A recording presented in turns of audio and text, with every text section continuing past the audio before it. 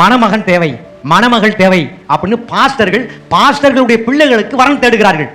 அதுல அந்த பயோடேட்டால அங்க எழுதுறாங்க, சபையினுடைய காணிக்கை வருமானமா எழுதுறாங்க. மணமகனுடைய வருமானம் 38,000 ரூபாய்.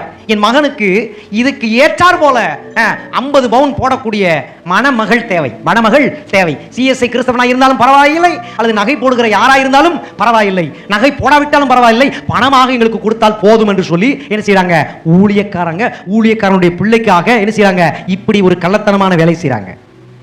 ரொம்ப கேவலம், அவமானம். கிறிஸ்து உண்மையிலே மனஸ்தாபப்படுவார். இப்படி பட்டவன் கையில போய் ஊழியத்தை கொடுத்தேன் பாரு அப்படி நினைச்சுவாரு, மிகுந்த வேதனைப்படுவார். அதனால சபையில் செலுத்தப்படுகிற எல்லா காணிக்கையினுடைய பணமும் ஊழியக்காரனுக்கு உண்டானது அல்ல, அது ஊழியத்துக்கு உண்டானது, கடவுளுக்கு உண்டானது. அல்லேலூயா. அதனால நான் மறுபடியும் சொல்றேன், அது மோகன்சியா இருக்கட்டும், இயேசு அழைக்கிறார் பால்தநகரனா இருக்கட்டும், அல்லது இன்னும் பெரிய நபர்களா இருக்கட்டும், யாரா